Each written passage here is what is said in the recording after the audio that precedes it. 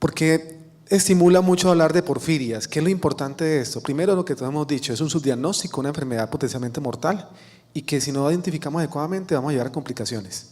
Sobre todo complicaciones desde el punto de vista neurológico, de la parte social, incluso desde el punto de vista psicológico en los pacientes. Quiero empezar con algo que me gusta mucho, son los casos clínicos. Los casos clínicos enseñan porque uno cuando ve una experiencia siempre se guarda. Y es una paciente de 22 años de edad, previamente con una historia de 3 años de dolor abdominal localizado en el hipogastrio. Tenía un antecedente personal de una depresión, sin un manejo claro, sin una apendicectomía, una salpingectomía y una colecistectomía e histerectomía derivadas de múltiples episodios de dolor abdominal. Siempre que iba donde el médico, pues se le hacían procedimientos quirúrgicos y la paciente aún así continuaba siendo intervenida por diferentes procesos.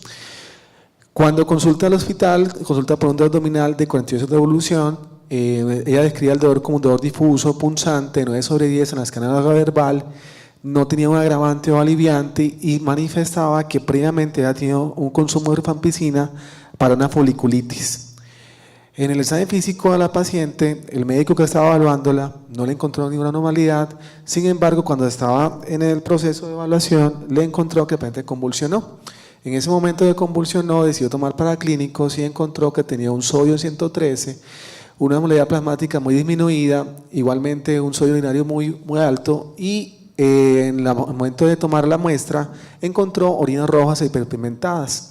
Igualmente, inmediatamente el médico interpretó con mucha velocidad que ese era un síndrome inadecuado de hormona antidiurética produciendo una hiponatremia grave y solicitó igualmente una tomografía de cráneo y una tomografía de abdomen, las cuales fueron normales, pero igualmente pidió un test de Hodge, el cual fue positivo.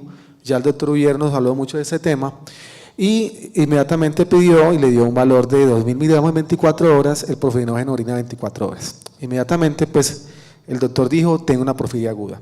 Entonces cuando uno se enfrenta a problemas médicos siempre tiene que saber qué estoy viendo, qué estoy buscando y para dónde voy. Cuando yo hago este análisis de esa forma es mucho más sencillo hacerme preguntas, pero antes de eso yo quisiera saber cuáles son las enfermedades, porque si hablamos de porfirias tengo que saber qué estoy tratando. Entonces vamos a tener 2 grupos de enfermedades, ya lo hemos manifestado en las primeras charlas. Vamos a tener unas que son hepáticas agudas y otras que son eritropoyéticas. ¿Dónde está la enzima alterada y cómo se altera? Es la pregunta del millón. Cuando entonces tengo una porfiria hepática, voy a pensar siempre que el proceso está ¿dónde? En el hígado con las enzimas que metabolizan diferentes sustancias, entre ellas medicamentos, tóxicos, e incluso en algunas ocasiones alimentos que pueden tener sustancias que van a este metabolismo. Y eritropoyéticas, como se ha dicho, que son más de predominio cutáneo. Pero hay otra clasificación que nos clasifica, como decíamos previamente, agudas, que serían las hepáticas, y eritropoyéticas, las que son con fotodermatosis. En ese orden de ideas, al tratar de analizar todo esto, que ya lo hemos hecho durante el transcurso de la mañana, pues todo el metabolismo que se altera, sobre todo por esta enzima que está alterada, y cada uno de los pasos que se va alterando va a llevar entonces a aumento en los procesos de porfirinas y como regla general o regla de oro de las analizadas porfirias, vamos a ver que los precursores de tipo porfirinógeno y a la hidratasa van a manifestar síntomas neuroviscerales, mientras que las porfirinas van a manifestar síntomas cutáneos. Sin embargo, la porfiria variegata y la coproporfiria va a tener tanto acumulación de porfirinógeno como principalmente y igualmente porfirinas, porque algunas de las medidas metabólicas como la porfirina 3 o la fotoporfirinógeno 9 va a ser acumulada y al contacto con la luz va a reaccionar. Igualmente la alteración neuronal, esas porfirinas tienen alteración neuronal por degeneración axonal, por debido a la neurotoxicidad, por falla en la producción del hemo, igualmente vamos a tener una falla energética y con todo lo que vimos de la hiponatremia, que no se sabe muy bien por qué sucede, pero es un SIAD, lleva también alteración en bombas de sodio, potasio y TPasa que llevan a alteraciones en esta parte. Respecto entonces, ya hablamos mucho de esto, dijimos claramente que esas son las enzimas, son 8 enzimas, vamos a tener casi en lo posible 8 enfermedades, de todas estas van a tener manifestaciones cutáneas o neuroviscerales. Los mecanismos genéticos de herencia van a ser autosómicos dominantes, recesivos. Sin embargo, lo importante es saber qué tanto yo tengo el gen y qué tanto expreso la enfermedad. Igualmente, la aprendizaje neurológica que acompañe cada caso o de dolor abdominal. Entonces, cuando vamos a revisar los textos clásicos pues, de procesos en porfiria, que tampoco es que haya mucho, vamos a encontrar que cuando uno se enfrenta a un paciente con porfiria, debe establecer varias cositas. Lo primero es que los pacientes tienen síntomas de nuevo o son síntomas crónicos que tiene el paciente. Si me llegó a urgencias porque llegó con una crisis aguda o me llegó a consulta porque tenía fotosensibilidad. Pueden ser dos manifestaciones previas y pueden ser importantes tenerlas en cuenta, porque nos van a ayudar sobre todo a poder clasificar para dónde vamos. Igualmente, cuando clasifique la porfiria, voy a brindar una cosa que es muy importante, porque es que cuando estamos previamente, si es genética, pues a alguien de mi familia puede padecerla y quien la padezca va a requerir ayuda, o por lo menos asesoría para evitar complicaciones. Hay una apreciación que hacen dentro de todos los sexos y es la siguiente. Entonces, cuando procesamos una paciente con porfiria, idealmente deberíamos tener un laboratorio de confianza en el cual se tenga experiencia en la medición de porfirinas e igualmente de porfirias. Es esencial tenerlo porque si no contamos con eso podemos llegar a falsos positivos o falsos negativos. Igualmente la forma en que se interpreta cada examen paraclínico debe ser muy cuidadosa, porque el médico es el encargado de interpretar lo que está viendo, y si en algún momento se equivoca con un diagnóstico puede o hacer un daño a futuro en el paciente que sigue viviendo con la enfermedad, o cuando omite el diagnóstico llevar a complicaciones o muerte en el paciente. Entonces, les decía previamente que me preguntaba cosas. Yo decía, ¿yo cómo hago una charla en la cual yo pueda explicarle a todo mi público en una forma muy sencilla qué es lo que sucede cuando tengo una porfiria, por qué consulta al paciente con porfiria y cómo puedo aproximarme a él? En ese orden de ideas me hice unas preguntas para el enfoque. Las preguntas para el enfoque que vamos a tratar de desarrollar en la mañana son estas. Básicamente, ¿cuáles son? Ya respondimos a la primera pregunta. La segunda es, ¿qué tan frecuentes son? La tercera es, ¿cuándo debo sospechar una porfiria y qué debo buscar? La cuarta, ¿cuál fue el desencadenante de la crisis? ¿Será que el cambio del color en la orina siempre es una porfiria? ¿Qué prueba de diagnóstico debo solicitar? ¿Compromiso neurológico abdominal o solo la piel o ambos harán parte de un síndrome porfírico? ¿Qué diagnóstico diferencial debo tener presente? Y al final, tips para el enfoque. En ese orden de ideas, ¿qué tan frecuentes son? Es importante porque si vamos a ver la enfermedad rara, y donde más se describen casos es en los países nórdicos, sobre todo en Suecia. Esas dos poblaciones que se llaman Norrland y Herflov, que reportan entre 600 y 200.000 casos por cada 100.000 habitantes, es la población en el mundo donde más se ha encontrado porfiria intermitente aguda, en Noruega, donde pues, evidentemente si vamos a la población mundial pues va a ser mucho menor, pero si vamos al resto de Europa se reportan entre 5 a 23 casos por cada millón de habitantes, con una media de 5.9 casos. De entrada la enfermedad en Europa es rara. En Europa secuencian los pacientes, hacen todo el proceso, y donde más hay casos de porfiria intermitente aguda y sobre todo variegata es en Murcia, con 53.8 casos por millón de habitantes. Tener ese eje de diagnóstico es importante porque nos ubica también en la epidemiología local para saber qué tenemos. Enseguida les vemos un estudio colombiano en el cual podemos saber más o menos cómo estamos en Colombia. Pero igualmente en Europa hay un triángulo de países que tienen eso, que son Finlandia, son Suecia, Nueva Inglaterra y no en Europa, pero sí hace parte pues como de la Commonwealth, que es Australia, con casos de porfiria variegata. ¿Qué sucede entonces? Cuando vamos a ver ese análisis, el problema es la penetrancia de la enfermedad, es un 10% de posibilidad. Yo puedo tener el alelo, pero tengo solamente un 10% de posibilidad de expresar la enfermedad. Igualmente, las diferencias geográficas y la dificultad en el diagnóstico hacen, como decía el doctor Ubier, que no se llegue a un diagnóstico acertado de la enfermedad o se subvalore su prevalencia en las diferentes series, lo que lleva a evitar como un diagnóstico y los pacientes queden huérfanos o solos ante un mar muy inmenso de posibilidades y adversidades. ¿Qué tan frecuente es entonces en el caso, por ejemplo, de la porfiria variegata? La porfiria variegata la llaman la enfermedad real o la joya Maldotti, porque es una enfermedad en la cual no se ha descrito muchos casos. La enfermedad, ya el doctor nos decía, fue el rey Jorge. Sin embargo, donde más hay porfiria variegata es en Cape Town, en Sudáfrica, y esto sucede por un efecto fundador.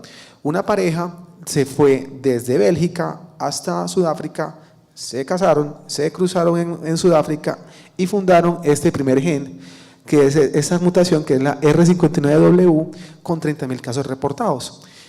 Esa migración hizo un efecto fundador que permitió que en Sudáfrica haya mucha más expresión de porfiria variegata y que por lo tanto se entienda más la enfermedad y se estudie más variegata en Sudáfrica que en el resto del mundo. Es un 40% de penetrancia, obviamente porque son un efecto fundador, pero en el resto del mundo se siguen reportando casos, sobre todo en Europa. En el Reino Unido, por ejemplo, hay aproximadamente 7 casos por cada 1.000.000 de habitantes, siendo así importante que tener presente que la enfermedad hay que tenerla presente en pacientes que van a tener crisis de dolor abdominal y lesiones cutáneas en esos países. En Colombia, ¿qué tenemos? Este estudio fue publicado recientemente. El doctor Daniel Jaramillo es egresado de la Universidad de Antioquia, fue un estudiante que se dedicó desde muy pequeño a estudiar porfirias, le gustó mucho, y él comenzó a buscar la literatura colombiana. La literatura colombiana, no hablo de los reportes de hospitales, la literatura de médicos colombianos de casos de porfiria, y encontró que había aproximadamente 121 casos presuntivos de la enfermedad en una etapa de tiempo entre el 1944 y el año 2018.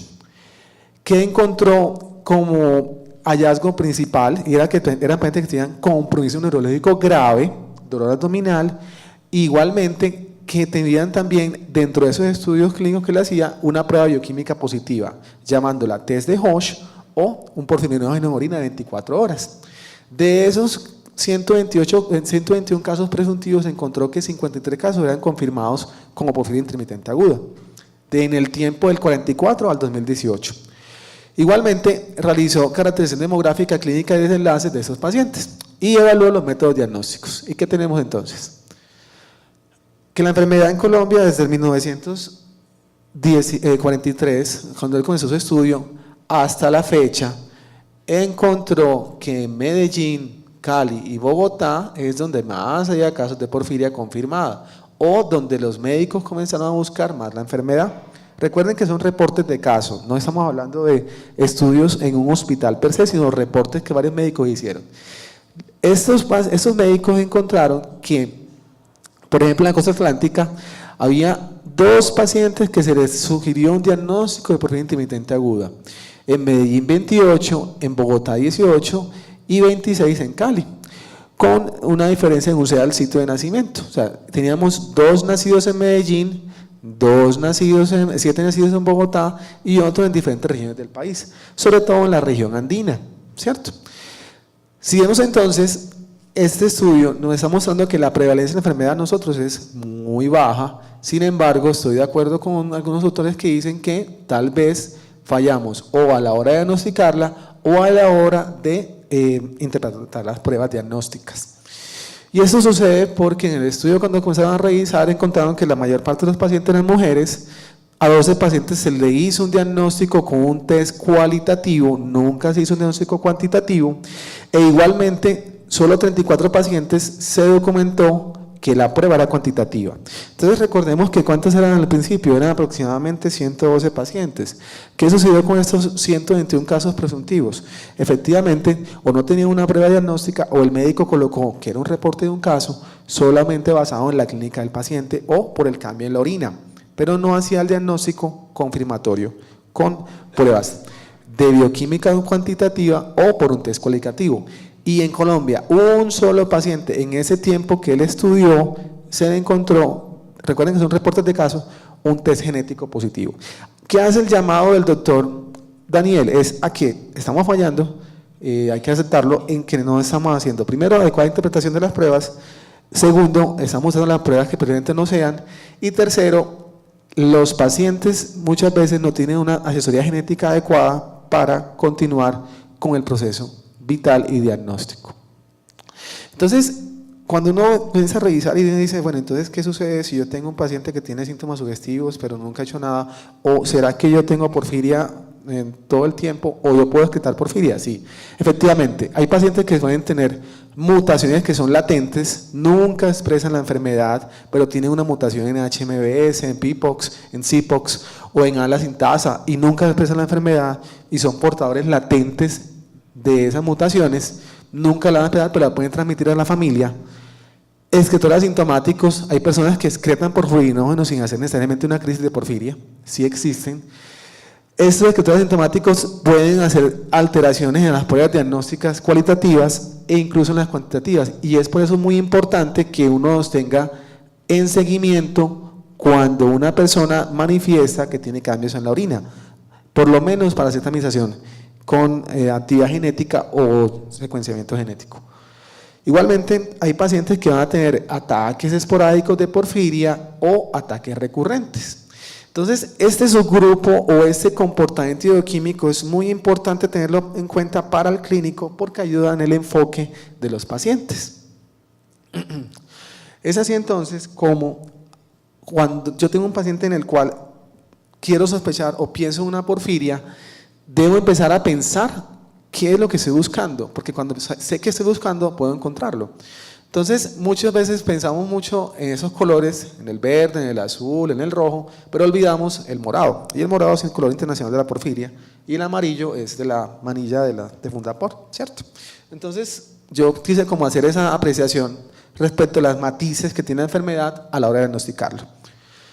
¿Qué tenemos entonces? Como todo médico, inicialmente hay que sentarse y preguntarle al paciente con calma, en lo posible con calma, qué es lo que está pasando con una historia clínica muy completa, donde documentemos efectivamente cómo es el dolor abdominal o cómo es la alteración neurológica que padece el paciente.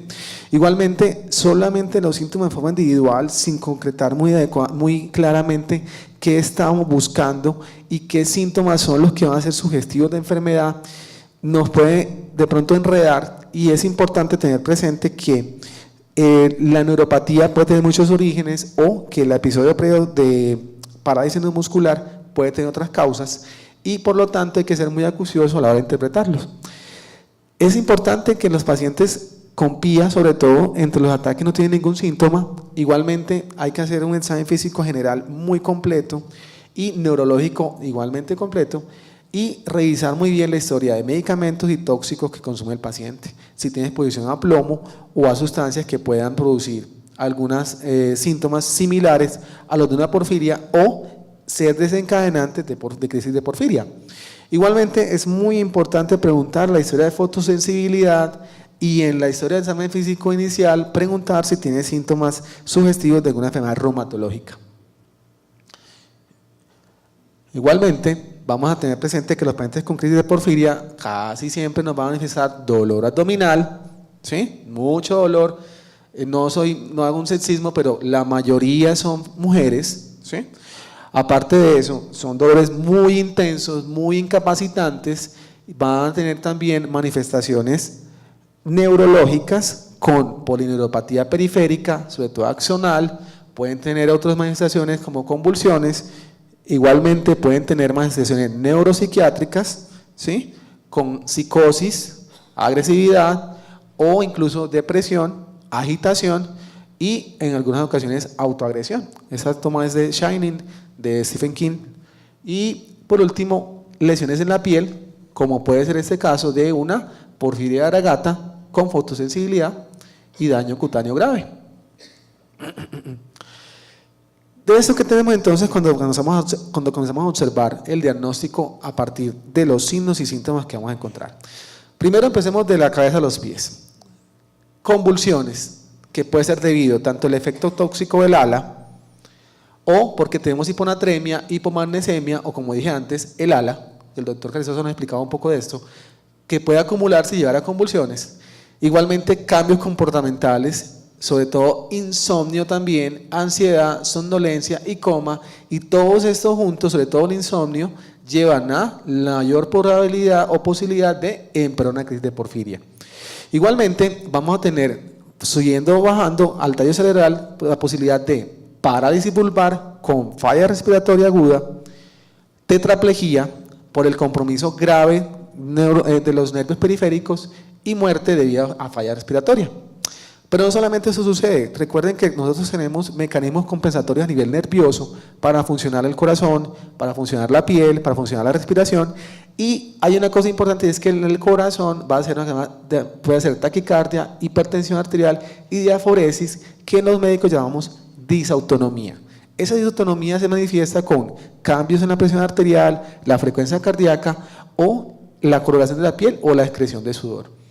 Igualmente vamos a tener síndrome cerebeloso, síntomas piramidales y hay algunos casos reportados de ceguera cortical asociado a crisis de porfiria. Entonces es complicado porque el doctor Ubiera nos decía muy claro, es la pequeña imitadora. ¿Cuántas enfermedades pueden producir esto? Son muchas. Más adelante en el diagnóstico diferencial vamos a hablar un poco más de esto. Igualmente, si vamos al tracto gastrointestinal, vamos a tener náuseas, vómitos y constipación debido a que esos metabolitos se acumulan y generan alteraciones en los nervios propios a nivel intestinal y el estómago, llevando a episodios de pseudoclusión intestinal o incluso alteración en el tránsito intestinal normal. Igualmente, el dolor abdominal severo es grave, es difuso, es muy intenso. Se irradia los muslos, la región lumbar, es un dolor que no, lo escriben como que no se encuentra igualmente la localización, el médico en la observación no encuentra un síntoma de irritación peritoneal, no encuentra un hallazgo que le explique qué está pasando y se acompaña en ocasiones, no todos lo presentan, de orina roja y oscura. Igualmente van a tener neuropatía motora, dolor muscular, debilidad proximal, parálisis muscular.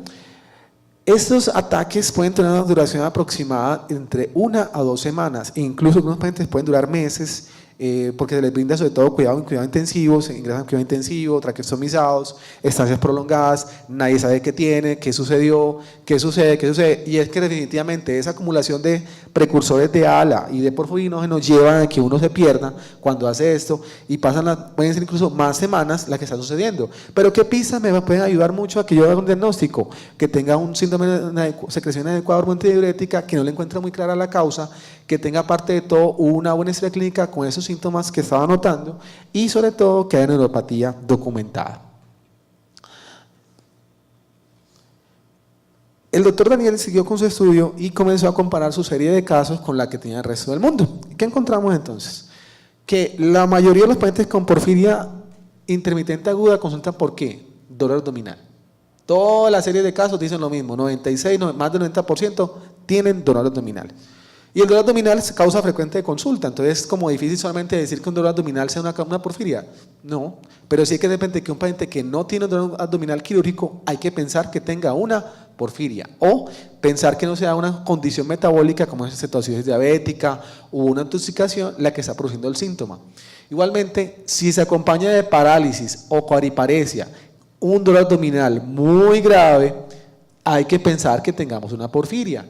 Síntomas psiquiátricos también son importantes en un 40% de los pacientes, sin olvidar que todo esto es en un contexto de un paciente.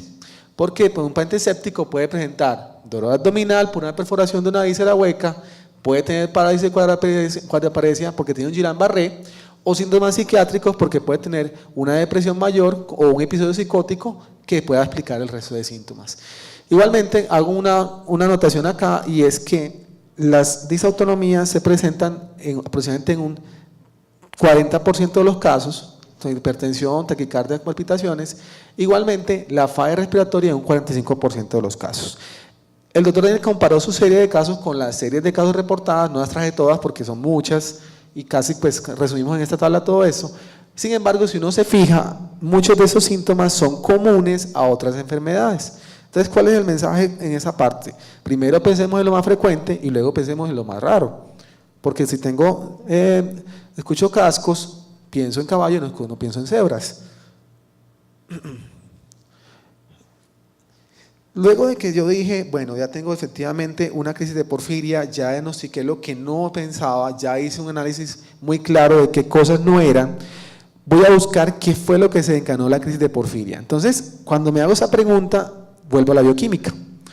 Entonces, esa gráfica la modifiqué de una revista de alta cuidado colombiana de cuidado intensivo y nos dice lo siguiente. Entonces, vamos a tener medicamentos que pueden ser porfirinogénicos o agentes químicos que degradan el hemo, que pueden ser con inducción o con degradación directa.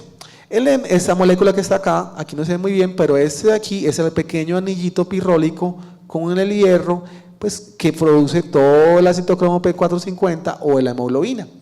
Pero como son hepáticas, la acumulación es acá. Entonces sucede que me tomé una rifampicina. El paciente tomó la rifampicina, nuestra paciente del caso clínico tenía foliculitis, se tomó la rifampicina e indujo su hemo. Cuando indujo el hemo, inmediatamente produjo que la ala sintasa comenzara a producir que detectó bajos niveles de hemo, produjo más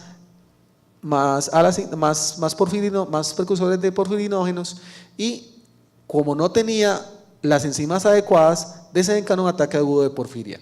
Pero supongamos que ella no se tomó una rifampicina, simplemente tuvo fiebre o tuvo un ayuno prolongado, esa enzima, ese ayuno y la fiebre inducieron la hemooxigenasa, la hemooxigenasa bajó el nivel de hemo, como bajó el nivel de hemo, nuevamente indujo a la sintasa y tuvimos otro ataque de porfiria. Igualmente, nuestra paciente pudo haber consumido tabaco, se fumó unos cigarrillos, tomó alcohol o tenía el periodo menstrual, tuvo unos síntomas o consumió estrógenos de origen sintético o progesterona sintética y desencadenó que tuviera menos nivel de hemo porque el citocromo se indujo, bajó acá, inducimos ALA y la inducción de ALA llevó a un ataque agudo de porfiria. Entonces es importante que uno se pregunte en los pacientes qué fue lo que desencadenó la crisis. Y yo digo siempre a los pacientes, digo una cosa, yo puedo leer todo esto y esto y esto, pero hay cosas que usted puede saber que le desencadenó una crisis y como médicos tenemos que escucharlos, por lo menos para darles un valor a esos síntomas, porque en ocasiones podemos pasar inadvertidos sustancias que no están descritas y que no conocemos que pueden desencadenar este tipo de situaciones.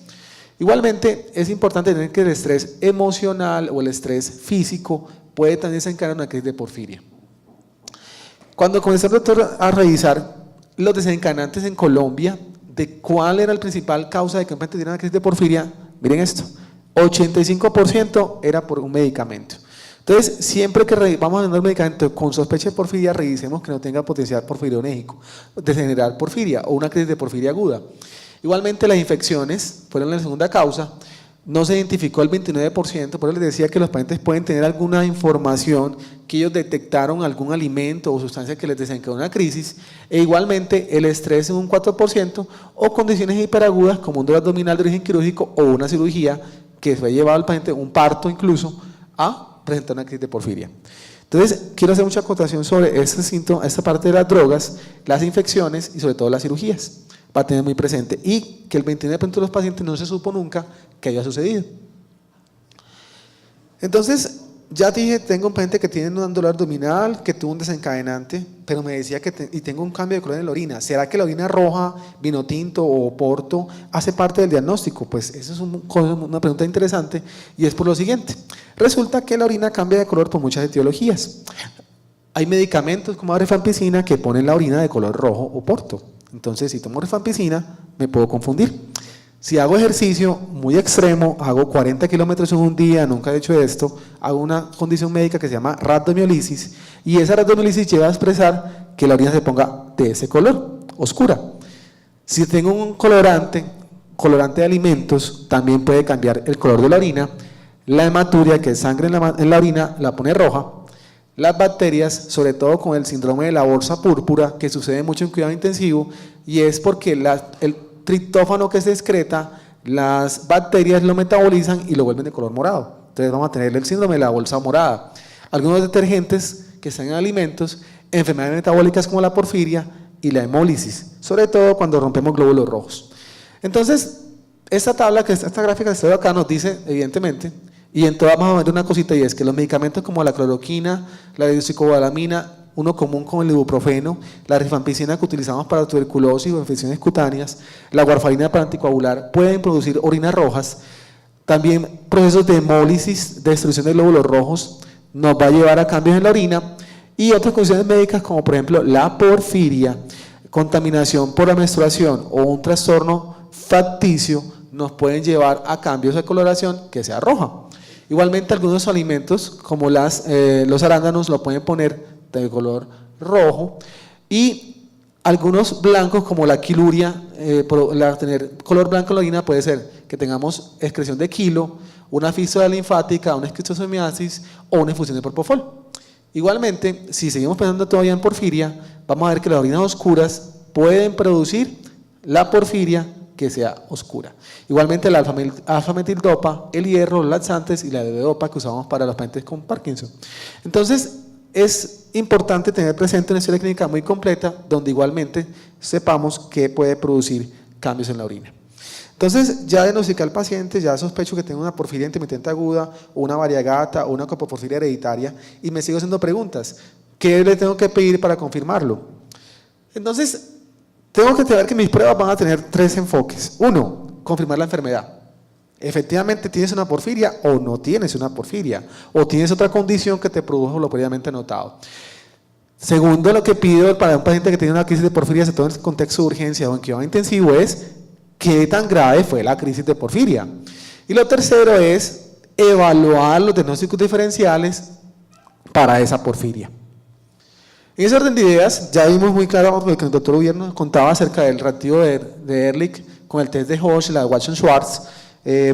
Ambas pruebas son cualitativas, no son evidentemente diagnósticas, son de origen para tamización. La tamización de medicina se refiere a busco una enfermedad y trato de diagnosticarla, pero no es diagnóstica, porque tiene alta sensibilidad, pero baja especificidad.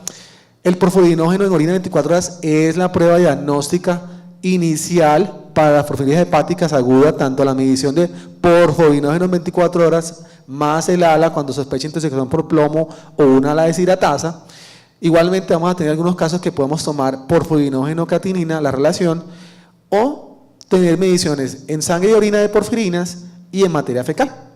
No solamente hacemos esto, también hacemos pruebas enzimáticas. La medición de la actividad de la deshidratasa, de HMB, de porfirinógeno de aminasa, menor del 50%, sugiere que la enfermedad está presente.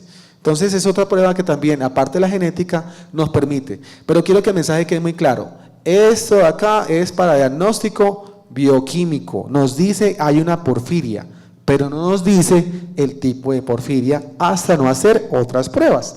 Entonces, cuando vamos a otras pruebas, ¿qué vamos a hablar? Es lo siguiente. Esta gráfica quiero que se la aprendan, le tomen foto, la tengan ahí en el celular, de fondo de pantalla, y es por lo siguiente.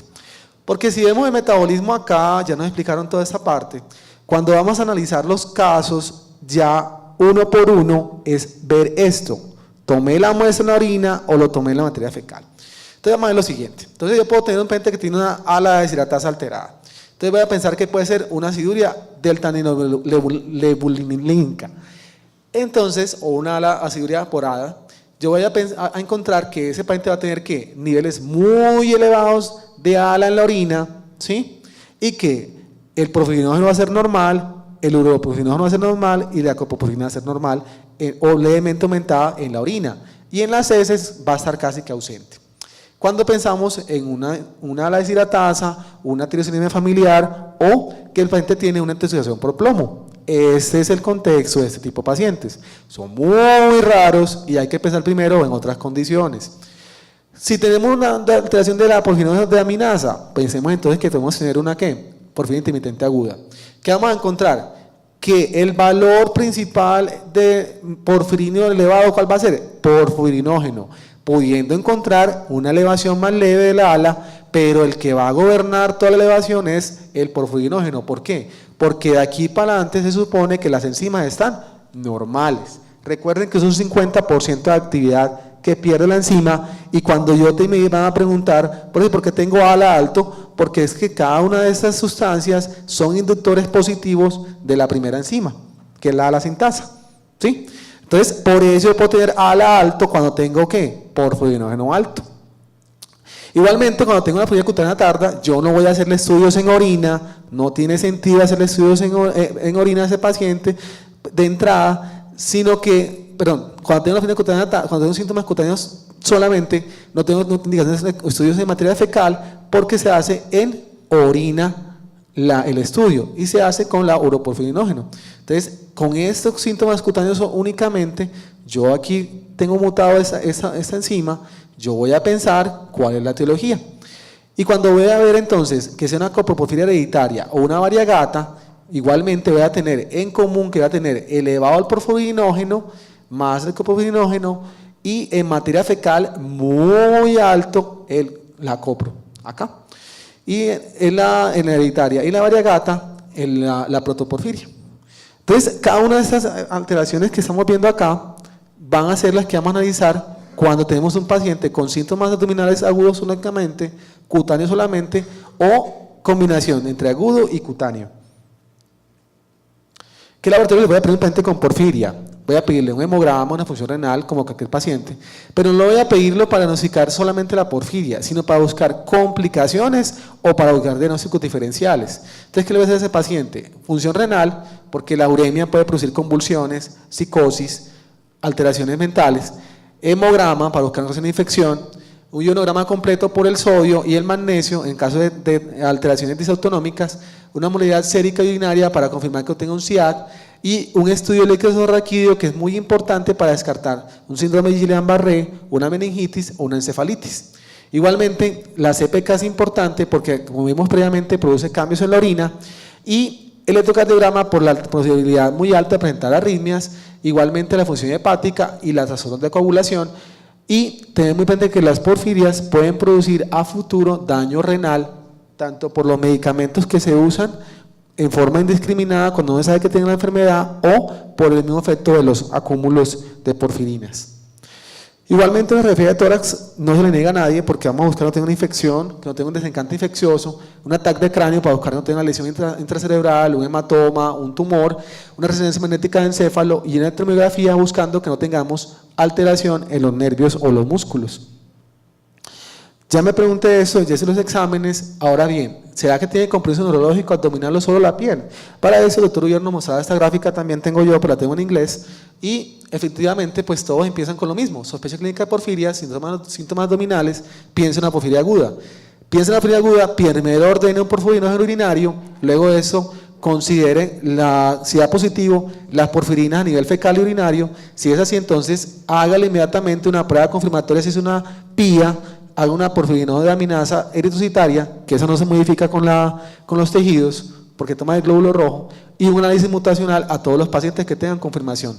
A todos los hay que secuenciarlos, todos terminan secuenciamiento genético.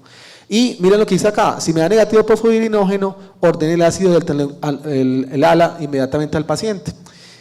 Es importante que nosotros en el hospital tomamos las dos pruebas, ALA y porfirinógeno, precisamente para eso, para tener los dos puntos que pueden ser los dos tipos de porfiria. Si nos da entonces que tenemos un paciente que tiene positiva la prueba, puede ser probable la ALA deshidratasa, hay que inmediatamente hacerle ¿qué? Actividad de ALA deshidratasa en sangre, que no lo hacemos acá, o análisis de mutaciones, que sí lo hacemos acá. Igualmente, si nos da negativa esa posibilidad, pensamos que puede ser una intoxicación por plomo o una tirosinemia familiar tipo 1. Si nos tenemos entonces el otro grupo de enfermedades, vamos a pensar que sea o una porfiria hereditaria o una variegata, y entonces hay que hacer análisis genético de cada una, igualmente tomar porfirinas en plasma o en materia fecal, y si ese es el caso, que no sea de síntomas abdominales o sin cutáneos, sino solamente cutáneos, pensar en las porfirias eritrocitarias.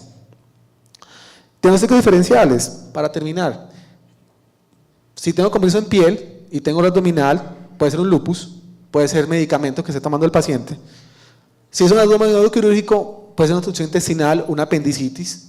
Cambios en la orina pueden ser, ya lo vimos previamente, pero más grave que considero la hemoglobinuria paroxística nocturna, que produce orinas muy oscuras. Si es un compromiso neurológico grave, pensar en un Guillain-Barré o otro tipo de neuropatías agudas, o una compresión medular. Si tengo abdomen agudo médico, pensar en una crisis adrenal que cursa también con hiponatremia, convulsiones y cambio de estado mental, y entre otros que pueden ser un síndrome de intestino irritable, un episodio depresivo o intoxicaciones. Como compresión medular, tener muy claro, muy presente, tuve una paciente que tuvo un test de Hodge positivo y tenía un antecedente de un SEA de mama. Llegó por una mielopatía aguda y no tenía una porfiria, tenía una metástasis a columna de una SEA de mama. Entonces, la historia clínica completa sigue siendo muy importante para el diagnóstico, y los tips para el enfoque serán basados en ¿qué? Tener un alto índice de sospecha. Siempre que tengamos un dolor abdominal, maltracción neuromuscular, maltracción electrolíticas, pensar en porfiria, evaluar muy bien la piel, evitar un diagnóstico tardío que puede llevar a complicaciones graves, hagamos una correcta interpretación de las pruebas de laboratorio y tener siempre presente los diagnósticos diferenciales. Siempre entonces vamos a tener un estudio clínico, bioquímico y una secuenciación genética de nuestros pacientes con porfiria. Y esta que ven acá ustedes, esta es una orina de un residente normal, mi residente de medicina interna de primer año, y esta es una paciente que tiene una porfiria intermitente aguda. Es una lámpara de Wood y miren cómo se pone la orina cuando la ponemos realmente a luz ultravioleta. Este es el cambio que nosotros queremos ver y que todas las pruebas colorimétricas muestran. ¿De acuerdo? Ha sido un placer estar con ustedes el día de hoy. Muchas gracias. Espero la ronda de preguntas.